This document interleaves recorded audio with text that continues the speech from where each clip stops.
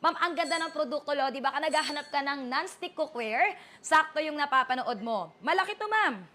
Malawak. 32 cm wide po yung pinakalawak nito, Lodi. 100% non-stick. Ang non-stick coating na ginamit po natin dyan, mga Lodi, this is made of marble, mga Lods. Ceramic coating with marble, idol, pulverized marble. Kaya, ma'am, 100% non-stick and at the same time, very safe. Hindi kagaya ng ibang mga non-stick na very toxicated po, idol. Kasi gawa talaga sa chemical. Ito, ma'am, marble stone po, Lodi. Kaya very safe gagamitin. At meron siyang capsulated bottom. So, meaning to say, kahit anong klase ng kalan, pwede mong pagsalangan. Ergonomic handle din po yan, mga Lodi, At dalawa yung handle para if ever hindi mo mabuhat ng isahan lang, o Lods, may support ka sa bandang harapan. So if ever po, marami kang lulutuin kasi this is wok, ma'am. Hindi siya kawali, hindi siya kaserola, wok po siya. Pero ang kaibahan sa mga typical na wok, idol, na nabibili natin sa labas, ma'am, hindi po patunsyang yung pinaka-hulma ng wok mo. Eto, ma'am, palapad. Kaya marami kang pwedeng lutuin. Pwede ka magprito-prito, maggisa-gisa, magluto ng something merienda kagaya ng mga pansit, spaghetti, carbonara, biko. Ma'am, ang sarap paglutuan ng cookware na to. Any kinds of foods or any variety of foods, pwede nating lutuin. Ang maganda pa nga dyan, ma'am, pwede ka magsaing eh. Mamaya magsasaing tayo. Plus, bukod pa dyan, ma'am, nakakapag-steam. Kanina, pinakita ko sa inyo, idol partner, pasuyo saglit. Ma'am, nakakapag-steam po tayo, Lodi, ha? Ng siopaw, siomay, pwedeng mga puto, leche plan, idol, kutsinta, kasaba cake, up to you kung anong gusto mong i-steam, Lodi, ha? Kaya kung halimbawa, hanap mo magandang cookware, ma'am, sakto na papanood mo. At nabanggit ko, non-stick yung cookware natin, Lodi, no? So, mainam to, ma'am, lalo sa mga health conscious, sa mga nagbabawas ng mantika sa katawan, ito bagay sa'yo. Lalo simpleng itlog, ma'am, gusto mong lutuin, mahirap lutuin yan. Sa stainless kapag walang mantika. Ito with or without oil, ma'am, pwede ka magluto ng itlog walang mantika. Ang maganda, since non-stick, hindi po yan dumidikit. Non-stick ba talaga yan? Kasi maraming naglalabasang klase ng iba't ibang non-stick, mga idol. Pero kung halimbawa, ang tanong, legit ba? Kasi yung iba, pag sinabing non-stick, ma'am, parang pininturahan lang eh. Pag ginamit mo sa itlog na walang mantika, dumidikit pa rin. Lalo kapag ang cookware mo, ma'am, is stainless. Mahirap kaya, mga idol. For example, ganito, kukunin ko lang po, ha? Yung mga lutuan natin, stainless, ma'am. Pero minsan, stainless na nga, kinakalawang pa rin. Kapag stainless ang cookware mo, ma'am, may tendency talaga, itlog walang mantika, didikit. Ito, patunayan ko sa iyo, ma'am, ha? Itlog na walang mantika, subukan nating padikitin. Subukan muna nating pakapitin, Ma'am Atina, ha? Ma'am Atina, bago ko ulit presyohan, pakita ko lang sa'yo, idol, na kahit itlog na walang mantika, hindi po siya didikit. Kasi sabi ko nga, nagbabawas kayo ng mantika sa katawan. Idol, iwas high blood, iwas mataas na kolesterol, Lodi. Ayan, eto maganda, ma'am, oh. Kahit itlog walang mantika, Madam Sir, lulutuin natin, ha? Ang tanong, didikit kaya? O, takpan lang natin para mas mabilis po siyang maluto, mga Lodi, ha? Para talagang malesen yung cooking time. Kasi kung mapapansin mo sa pinaka-cover, may silicone. So, meaning to say, ma'am, medyo nai-intact yung init sa loob. At the same time, dahil idol, na kukulob yung init sa loob, mas nalilesen yung cooking time, mga idol. Mas mabilis makaluto ng mga pagkain. Medyo semi-pressurized siya. Pero hindi po ito pressure cooker, ma'am, ha?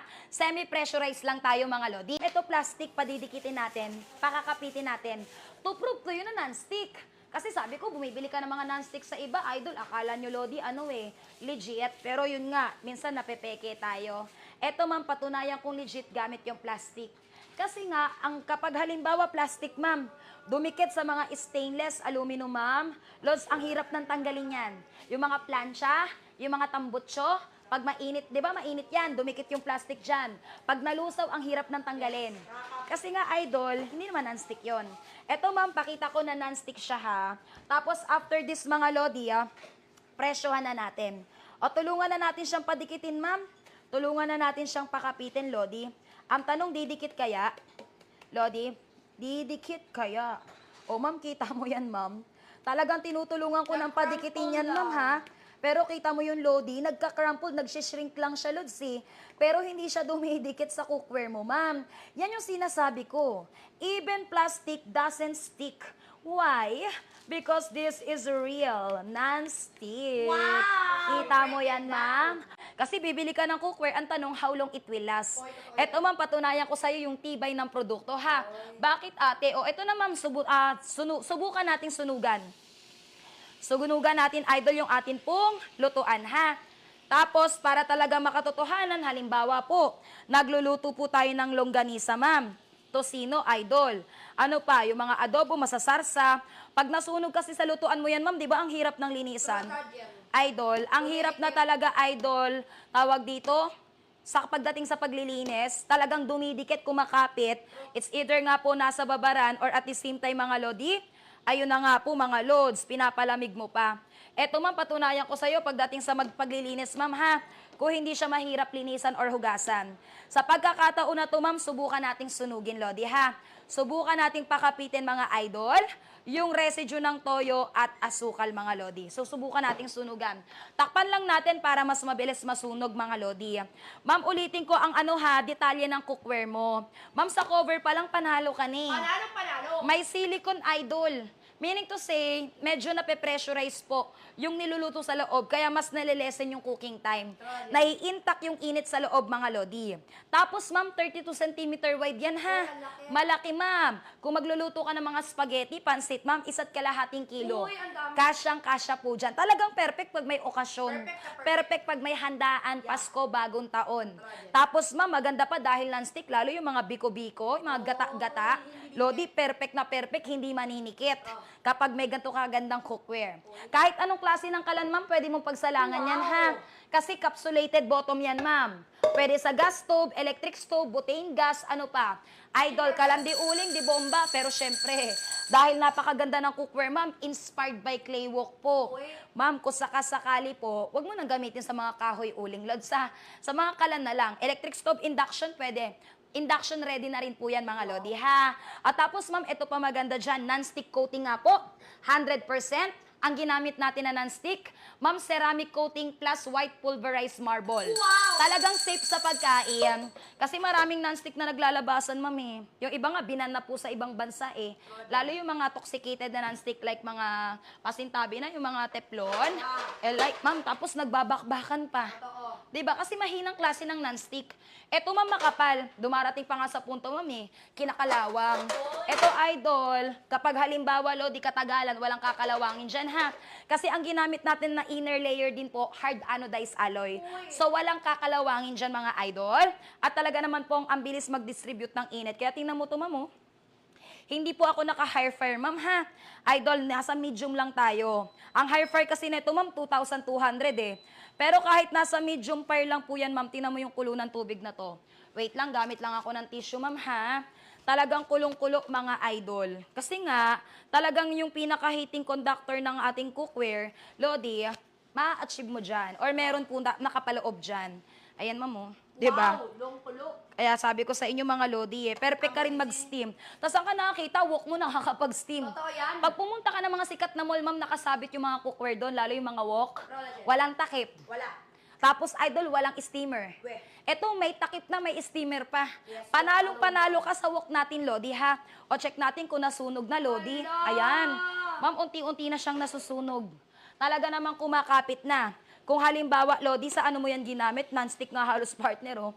Nakita mo yan, bumibitaw talaga yung mga residue, so gumagalaw-galaw. Pero talagang susunugan natin ng mahusay na mahusay yan, lodi, ha?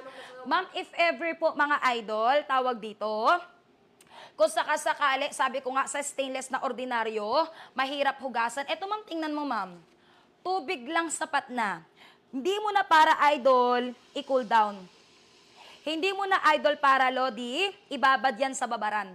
Kasi gamit yung napakagandang produkto natin, lodi, sa tubig pa lang makita mo yung residue, lodi, talagang bumibitaw na. Ganyang kahusay yung produktong napapanood po ninyo. Ang tanong, idol, kapag halimbawa idedirekta pa po ba sa pinaka-tubigan, idol, or sa pinaka-gripo, magbakbakan yan? Kasi halimbawa, ma'am, no, Lodi, mahinang klase ng non-stick. Kapag mainit, dinarang mo sa tubig, Lodi, dyan nagsisimulang magkaroon ng thermal shock. Sa lubong ng init at labig, dyan nagsisimulang lumobo yung non-stick mong mahina. At the same time, Lodi, mangyari pa po dyan mga idol, magbakbak. Eto, tingnan mo, sponge lang na may sabon, ma'am. Oh. Hindi mo kailangan gumamit ng mga steel wool. At bawal gamitan talaga ng steel wool. Kasi masira talaga yung non-stick niyan, ma'am. Kapag halimbawa, non-stick ang gamit mong cookware, ma'am, ano lang, sponge lang po yan, ha? Pero kung halimbawa nga kasi mahinang klase ng non-stick, yung non-stickan lang, yung tipong dumidikit pa rin kapag nasunugan. Kaya yung iba, dinadaan sa dahas eh. Dumarating sa punto na nagbabakbakan talaga ang non-stick. Eto, ma'am, oh, parang walang nangyari. Kita mo yan? Sinadyang sunugan, sinadyang pakapitan, pero idol, pagdating sa paglilinis, hindi ka pahihirapan. Ma'am, parang bago, no? Bagong-bago. Pero maniwala ka sa akin, luma na yan. Oy. Ma'am, hindi po kami gumagamit ng bago, ha? Para lang patunayan sa inyo, sa una lang siya magaling. Eto, ma'am, luma ang ginagamit namin para ma-check natin yung consistency ng produkto. Ito yung babayaran nyo dito, mga idol. When it comes sa quality and durability, ma'am, na kay Edmark ka na. Totoo yan. Kaya if ever naghahanap ka ng magandang cookware, ma'am, saktong-sakto yung napapanood mo. Kasi kung halimbawa, mga idol, wok lang talaga, madalas ang niluluto nyo sa wok, mga spaghetti, pansit, tapos yung mga ulam-ulam, ganyan-ganyan, karne-karne, sarsa-sarsa, mga biko-biko. Di ka naman nagsasaing sa wok, ma'am, tama? Eto, ma'am, oh, yung wok mo, mapagsaingan mo talaga, ma'am. Ganyan kaganda ang cookware natin, ma'am. Pwede kang magsaing, idol, ha? Sa atin pong napakagandang cookware. Ayan. O, ma'am, hugasan lang natin na mahusay, Lodi. Lods, up to 1.5 kilo ng bigas ang pwede mong isalang dyan. 1.5 kilo ng mga pansit, biko, idol, spaghetti.